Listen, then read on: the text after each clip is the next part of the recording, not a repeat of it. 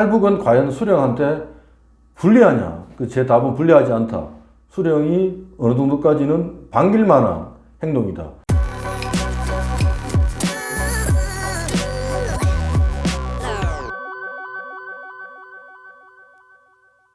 아까 최종적인 그 생사 여탈권은 나에게 있다. 이 점을 잊지 말아라라고 엘리트들에게 계속 주입을 시킨다고 하셨는데 그 대표적인 문헌이 너는 수령당 대중의 사회적 생명체의 일원으로 살아야 한다라는 겁니다. 예, 혁명적 수령관. 네. 주체사상의 핵심이죠. 예. 그 종교를 종교화시켜버린 거죠. 거의 뭐 세계 9대 사이비 종교죠. 예, 기준으로. 예, 맞습니다. 예. 카리스마적 정당성도 아니고, 칼 막스는 독일 이데올로기에서 그래도 유토피아를 그리고 있거든요. 아침에는 일을 하고, 점심에는 뭐, 밥을, 여유있게 놀다가 저녁에 시를 짓고 음악을 듣는다. 이루어진 세상은 아니지만, 네. 그런 식의 유토피아를 그리는 이념이었다면, 막스주의는 주체사상은 너 유토피아는 어디냐? 수령 만세하는 순간이 유토피아다. 지금이다. 예, 지금이다. 예. 그 자체가 수령님을 좋아하는 것 자체가 유토피아다라는 거죠. 종교죠, 종교. 예. 아까 생사 여탈권 말씀을 하셨는데 북정권이 예. 사실은 그렇게 극장국가여서 동원되는 사람들도 이게 뭔가 이상하다는 거는 그래도 조금은 알 거 아닙니까? 근데 정치에서는 주관적인 것이 결정적이다라는 것을 김정은이 누구보다도 잘 알고 있다라는 말씀하셨어요. 예. 계속해서 2016년에 이제 거의 장성택을 이제 숙청시키고 몇 년이 있은 다음에 2016년에 이제 선언을 하죠. 김정은이 이제 자신의 이제 승리를 제가 봐서 이제 권력투쟁에서 내가 승리했음을 만천하에 알리는 이제 공개적인 이제 변화들 이제 자신의 공식 지위도 바꾸고 이제 규약도 바꾸고 하는데 이제 그때 나왔던 일관되게 던지는 메시지가 사상 사업을 사업의 제1원칙으로 털어지어야 된다. 이제 똑같은 말이거든요. 김정일 때도 그랬고 김일성 이 주체사상에서 항상 하는 말이 사상 사업인데 다른 마크시즘에서 참 볼 수 없는 아주 중요한 메시지입니다. 사상 사업의 제1원칙이다. 근데 이게 정말 지배의 관점에서 봤을 때 저는 너무나 탁월한 선택이다. 수령의 입장에서 탁월한 선택이다라고. 사상 사업만 철저히 하면 되는 게 아니고 북한에서는 또 혁명적 낙관주의로 무장하라는 얘기를 합니다. 예, 그 유명한 그 사회주의 몰락 과정에서 그 김정일의 그 우리식 사회주의는 그 다음 말이 중요한데 북한이 잘 사는 필승불패입니다. 필승불패, 낙관주의, 미래를 믿어라.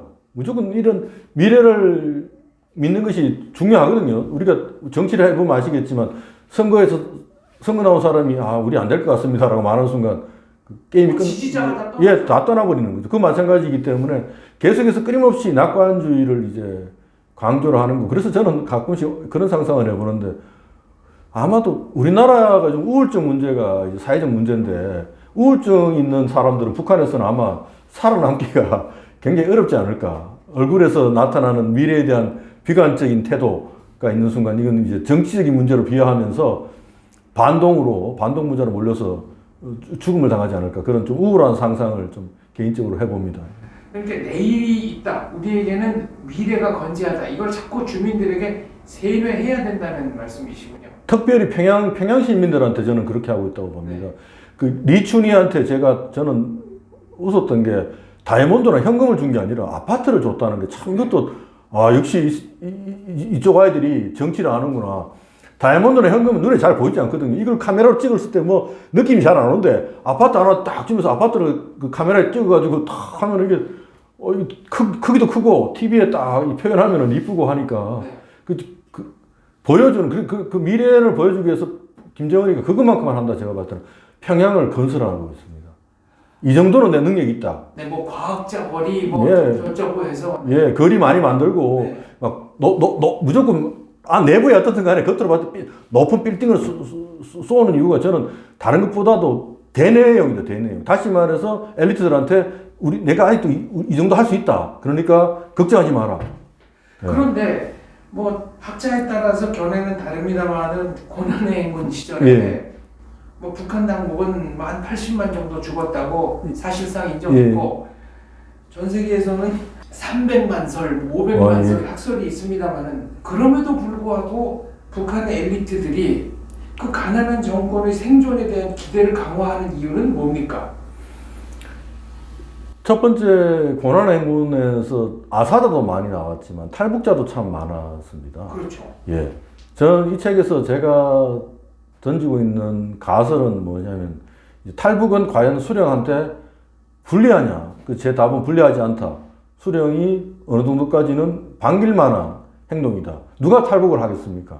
가장 행동력이 왕성한 사람. 그렇죠. 가장 불만이 있으면서도 그러면서 동시에 행동력이 있고 용감한 자들, 그리고 계획과 실천력이 있는 사람들, 이런 사람들 어떤 사람들이 바로 혁명의 순간이 왔을 때 가장 문제가 되는 위험 분자죠. 예. 혁명의 전유대. 예. 그런데 이들이 북한에 있을 때 수령이 물어봅니다. 이 체제가 마음에 안 들어? 누구도 마음에 안 든다고 말하지 않습니까? 이 사람들이야말로 가장 연극을 잘할 사람들입니다. 근데 이 사람들이 자발적으로 떠나주고 있고, 그 다음에 말했지만, 재정적으로 어렵지만, 지배의 한계 비용이 낮기 때문에 재정과 지배는 분리되어 있고, 그리고 엘리트 모두가 절대 복종한다는 그 조종으로 똘똘 뭉친 상태이고, 그리고 인민들은 어떠한 희망도 없이 각계 오합지졸로 분산되어 있는 상태이기 때문에 그 체제를 지키는 것이 어렵지 않기 때문에 체제의 미래는 이제 확실하다라고 판단하고 있는 거죠. 하지만 문제는 뭐냐면 이제 엘리트 개개인의 입장에서는 수령제가 과연 최선이냐? 저는 이 문제를 책에서 던지고 있는데 과연 그들은 이 수령제를 최선으로 생각할까? 집단 지도 체제로 갈 수도 있지 않을까? 그걸 원한다. 속으로 엄청나게 원할 것이다. 다시 말해서 시진핑 이전에 중국이 그랬고 스탈린 사후에 소련이 그랬던 것처럼 당이 통치하는 나라로 가고 싶을 것이다. 수령제의 미래는 전투 확실하지만 자신의 미래는 수령자에서 항상 불안한 것이 북한 엘리트고 그렇기 때문에 수령과 엘리트는 잠재적으로는 갈등적일 수 있다라고 저는 보는 겁니다. 그러면 예. 새롭게 시작할 대안이 보인다면 뭐 우리 입장에서는 수령제나 집단 지도체제나 큰 차이가 없어 보이지만 어쨌거나 그런 대안이 있다면 북한 급변 사태가 일어날 수도 있는 겁니까? 북한이 대안이 보이는 역설적으로 대안이 보이기 위해서는 북한의 급변 사태 가능성이 보여야 된다라고 저는. 북한의 급변 사태의 가장은 수령의 물리적으로 수령이 어려운 김정은의 유고에 있을 때 이제 그게 유일하게 엘리트 소련도 그랬고 중국도 그랬고 지금 체제 내에서 어떤 김정은이 이렇게 시퍼렇게 눈이 뜬 상태에서 어떤 엘리트한테 그런 새로운 정치적 기회가 열릴 수는 없고, 근데 저는 좀 이제 수령 독재하고 집단 독재가 엄청난 차이가 있을 것이라는 저는 생각을 합니다. 기본적으로 수령 독재에서 집단 독재로 넘어가게 되면, 집단 지도 체제로 넘어가게 되면 북한이 중국 시장 개혁을 할 가능성이 상당하다라고 저는 생각을 하고, 대외 노선도 크게 바뀌지 않을까, 바뀔 수 있다라고 저는 생각하기 때문에 민주화가 되지 않더라도 수령제만이라도 사라진다면 이건 우리 한국 입장에서는 우리 입장에서는 상당히 긍정적인 변화를 기대할 수 있는 이제 그래도 진일보한 것이라고 볼 수 있다. 예, 맞습니다. 예. 네. 이 책에서는 소련이 멸망 후에도 KGB가 건재했던 이유에 대해서 쓰셨습니다. 예. 이것도 얼핏 좀 이해는 안 가는 일인데 왜 그랬습니까? 지금 그게 그 상징 인물이 바로 푸틴이죠. 네. 사실 수장이었어요. 중간급 간부였습니다. 과장쯤 되는 이제 독일에서 이제 과장급 정도의 인물이었는데, 지금 푸틴이 사실은 왜 보리스 옐친이 굉장히 고민을 했습니다. 후계자 누구를 찍을지에 대해서. 근데 푸틴이 몇 명을 날렸습니다. 프리마코프를 비롯해가지고 한 6개월 사이에 자기가 대통령 그만두기 직전에 한 1년에서 6개월 사이에 엄청나게 많은 총리를 바꿨는데 마지막에 낙점을 받은 인물이 바로 푸틴이었습니다. 푸틴이 왜 낙점을 받았냐면 만만해 보였거든요. 옐친이. 근데 옐친이 판단 미스였죠. 왜냐하면 푸틴의 뒤에는 망하지 않았던 KGB가 있었던 겁니다. KGB는 왜 망하지 않았냐면은 KGB는 가져갈 게 없었습니다. 사람들이. KGB는 정보를 갖고 있는 조직이거든요. 돈이 있는 조직이 아닙니다. 가장 빨리 무너진 조직이 뭐냐? 소련에서 꼼소몰이었습니다. 중앙은행하고. 그게 뭐가 있었냐? 현찰이 있었습니다. 네, 금덩어리도 예. 있었고 현찰이 있었고 그 가져갈 게 있었거든요. 기계 설비도 예, 있었고. 설비도 그리고 심지어는 공장을 다 뜯었습니다. 네. 첫 덤프트를 갖고 와서 공장을 뜯어가지고 공장 부품을 그대로 폴란드로 수송해서 폴란드에 팔아넘기고. 근데 KGB나 이쪽에서는 이 정보는 이게 같이 움직이지 않으면 이게 자체가 값어치가 없는 것이기 때문에. 그걸 서방 국가나 이런 데 팔 생각은 못했을까요? 물론 소련 멸망 이후에는 비밀 문서 몇 개가 예. 개인적으로 좀 흘러나온 적도 있습니다만. 근데 그걸 팔 수는 있겠지만 이 경력 자체가 돈이 되지는 않거든요. 아, 경력 자체는. 예, 그렇죠. 아무 스몰 쓸데기 없는 것이고 이들이 스스로가 같이 있을 때만이 가치가 있어지기 때문에 그래서 이걸 이제 좀 어렵게 말하면 이제 자산의 특정성이 상당히 높은 조직이다. 정보 조직들이 정치 경제학의 전문 용어로 이제 설명하면 그렇기 때문에 헤어질 결심을 하기가 상당히 어렵다 이들은. 그러면 KGB 같은 조직은 예. 죽으나 사나 뭐 멸망할 때까지 그냥 조직을 유지하면서 버티고 있는 거네요. 그렇죠. 영어로 말하면 sink냐 swim이냐 네.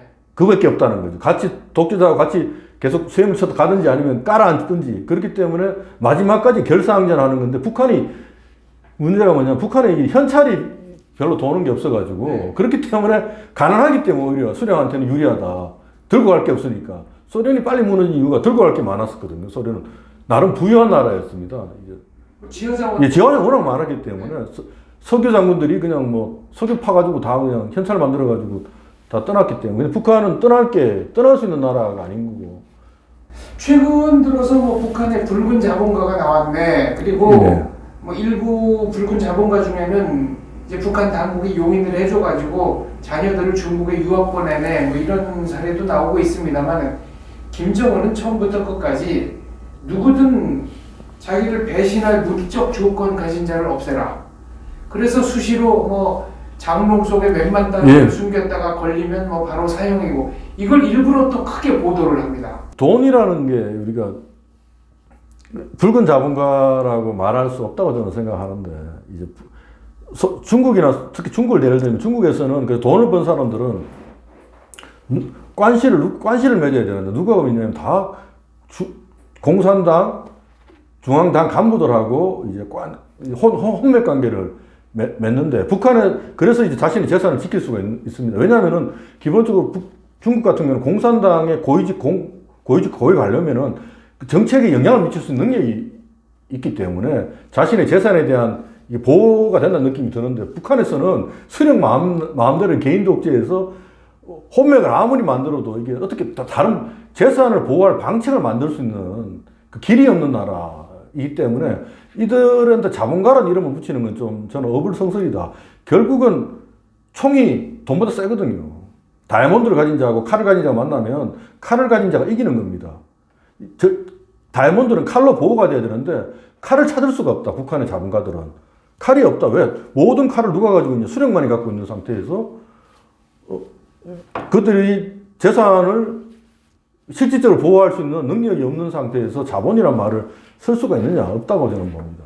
지금 하신 말씀을 들으니까 김정일이 언젠가 자기 그 호위대한테 냈다는 퀴즈가 생각납니다. 총하고 달러 박스가 가득 든 가방을 들고 둘 중에 뭘 가질래? 근데 그 중에 예. 내가 생각한 정답, 그러니까 김정일이 생각한 정답이라고 해서 칭찬을 받은 사람은 권총을 선택한 뒤에 총으로 협박을 해서 달러 가방 가진 사람을 네. 가진 그 달러 가방을 뺏어온다가 정답이었다고 합니다. 맞습니다. 우리는 자본주의 사회에 살기 때문에 우리는 재산권이라는 것이 굉장히 자연스럽고 당연한 권리인 것처럼 생각하는데 이거 완전히 착각인 겁니다. 우리의 착각. 옛날에 그런 이야기 있죠. 바보야, 문제는 경제야 이런 말이 있었지만 그러면서 이제 월드뱅크하고 뭐 IMF가 몇 년 동안에 이제 자유주의적 개입 정책을 하다가 나중에 구호를 바꿉니다. 바보야, 문제는 정치야. 권력의 문제가 해결되지 않고는 재산권의 문제가 해결될 수가 없는 겁니다. 권력이 어느 정도까지 분산되어서 점유되지 않는 이상 누구의 재산도 수령의 것이 아닌 이상 누구의 것도 누구의 것이라고 말할 수 없는 겁니다. 결국 사유재산 제도가 경제개발 민주화의 핵심이다라는 말씀이시네요. 민주주의가 없더라도 권력이 분산만 되더라도 사적 재산권이 발생할 수가 있습니다. 중국에서 보면은 다시 혼맥 관계를 통해서 민주주의는 아니지만 자신의 재산이 안정적이라는 확신을 갖고 장기 투자를 할 수 있는데 북한에서 권력이 절대적으로 한 사람이 독점한 상태에서 도저히 어떻게 이게 재산권 문제가 해결될 수가 있는 길이 안 보인다, 저는 이게. 그래서 북한이 시장개혁을 할 수 없는 이유가 여기에 있다. 우리가 많은 사람들이 중국 시장개혁, 다시 말해서 공산당 지배 질서를 유지하면서 중국이 자본주의 경제를 만들었다. 그거 북한도 할 수 있지 않냐. 그건 완전 잘못된 이야기입니다. 거기는 공산당이 지배한 나라였고, 그리고 덩샤오핑도 공산당이 지배할 수 있도록 만들어줬고, 자기가 집권한 다음에 마오쩌둥 같은 개인 독재를 금지시켰습니다. 오히려 덩샤오핑은 개인 우상은 금지시켰거든요. 그러다가 시진핑이 최근 와서 그 금지조항을 다시 없애버렸는데, 이제 그건 중요한 중국이 이제 개인 독재가 된다는 증거인데, 북한에서는 지금 이제 노동당이 통치하는 나라가 아닙니다. 이거는 노동당의 공산당원들은 귀족이 아니고 종입니다. 수령의 가신이죠. 가신. 이들이 어떻게 수령이 뭐 이야기하면 다 갖다 바쳐야지. 이거 내 건데요. 이러면 그게 말이 됩니까? 노예에게는 재산이 없고 노예에게는 인권도 없다. 이런 말씀이시네요. 그렇죠. 다시 북한 수령이 무엇을 할지 모르겠지만 핵물리학자를 만들어 죽이지 못하겠죠. 제가 봤을 때는 수령이. 왜냐하면 핵물리학 같은 기술 가진 사람이 소수이기 때문에 함부로 죽일 수는 없겠지만 그런 경우가 아니라면 웬만한 다른 사람들은 그냥 이 사람 항상 대체 가능한 인자들이기 때문에. 예. 전혀 주민들의 분리후생에는 신경을 쓸 이유가 없다. 없다. 저는 그렇게 봅니다. 예. 사람들이 유엔에서 돈이 들어가지 않냐. 근데 그러니까 돈을 좀 줘야 되는 거 아니냐는 건 완전한 잘못된 생각인 거죠. 돈 안 갑니다. 그 사람들한테. 그렇죠. 예, 돈 흘러가지 않습니다. 예, 흘러가지 않습니다. 그렇다면 중국의 개인 우상화, 시진핑에 대한 우상화가 심화되면서 그만큼 중국의 사정은 퇴행할까요? 제가 중국을 그렇게 열심히 쫓아가는 편은 아니지만 저는 그렇게까지 시진핑의 야욕은 분명히 그러한데 근데 쉽지는 않을 것이다.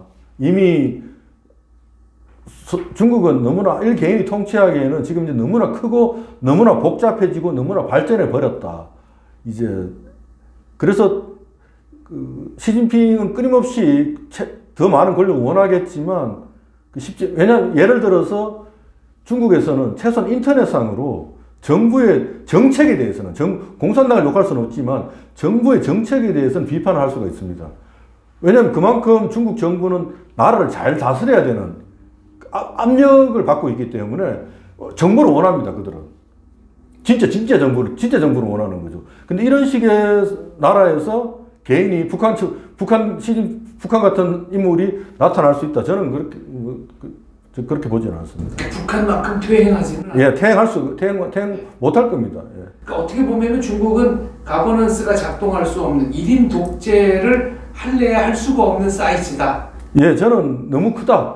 Too big to be governed by one man. 한 사람으로 이제 통치하기에는 그 스탈린이 전체주의를 했던 이유도 사실 그런 이유를 역사적으로 드는 연구도 있습니다. 워낙 나라 사이즈 워낙 크니까 그리고 지하 운동을 통해서 공산당이 만들어져 버려가지고 스탈린마저도 파악이 안 되는 사안들이 많아져 버리면서 다시 전체주의라는 아래로부터 동원을 통해서 정부의 문제를 해결해 버리는 아래 열광적이고 광신도들의 자발적인 이제 고의 받침으로 그 중간을 날려버리는 것이 저는 이제 그것인데 그걸 그렇게 해야지만 되는 나라가 중국하고 소련이고 그래서 소련의 스탈린의 그 대숙청이 있었고 마오쩌둥의 문화 대혁명이 있었는데 이제는 저는 그렇다고 봅니다 저는.